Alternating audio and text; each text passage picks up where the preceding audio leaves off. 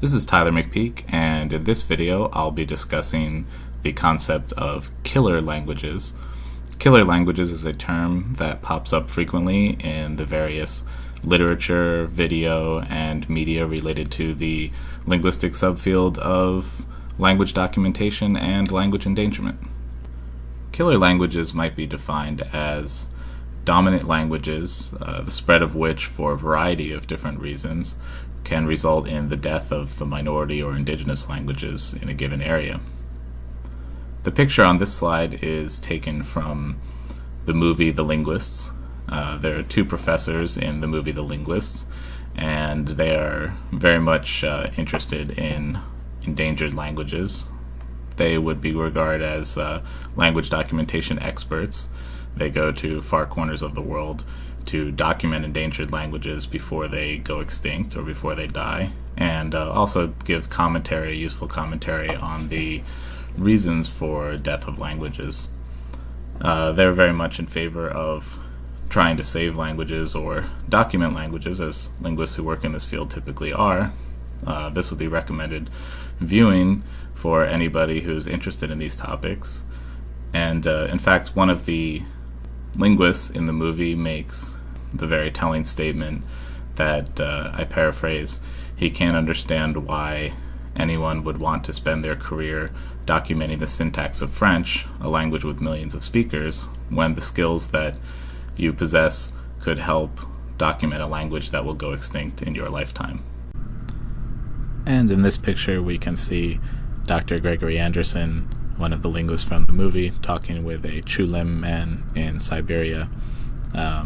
In this case, Russian is the killer language, which is resulting through its dominance in the disappearance of the minority Chulim language of Siberia. This is a slide of different languages that might be regarded as the quote-unquote usual suspects of languages that are likely to be considered to be killer languages. They are languages that have resulted in, the spread of which has resulted in the death of different languages around the world. English tops the list as the global lingua franca and a language of great economic incentive that, for a variety of different reasons, has usurped different indigenous and native languages around the world, starting with the indigenous languages of America, those of the Native American Indians, and Spanish, likewise, as a language of early sea exploration, specifically in Latin America, but also in Spain, has is slowly resulting and has resulted in the death of indigenous languages in Latin America, those common to the native and indigenous populations of the Andes Mountains, for one. Likewise, Portuguese has resulted, the spread of which has resulted through its spread in the death of different languages in the Amazon jungle area.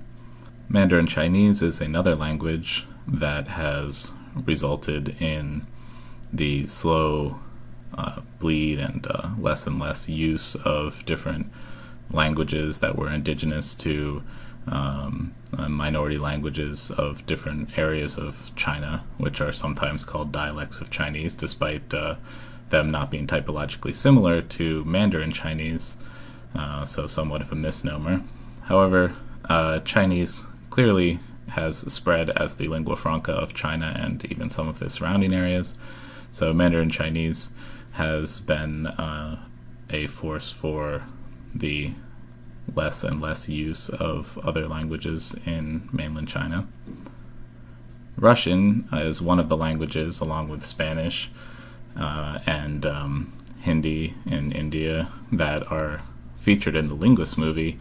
And as the previous slide showed, Russian resulted in the death of at least one language, which is nearly gone, apart from a handful of speakers, called Chulim in Siberia.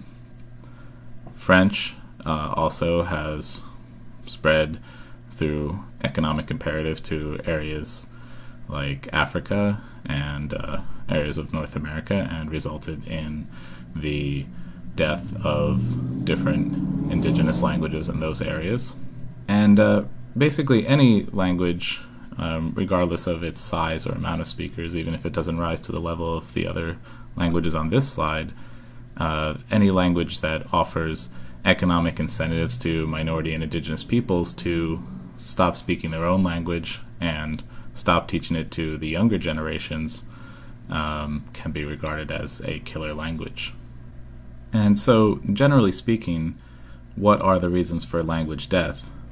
Well, a killer language is frequently involved, regardless of the initial motivation for people to stop speaking their language and to begin speaking another or teaching a different language than their native language to their children.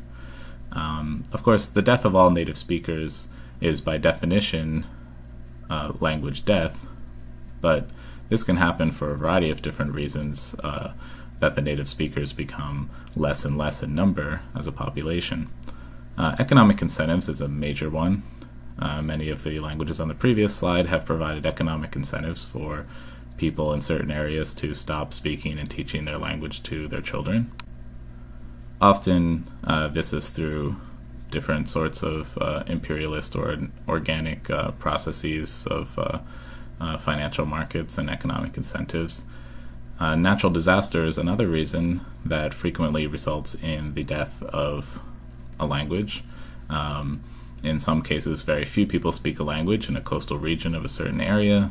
An entire tribe of people who speak a certain language may be wiped out by a single tsunami or other type of natural disaster, earthquake, etc.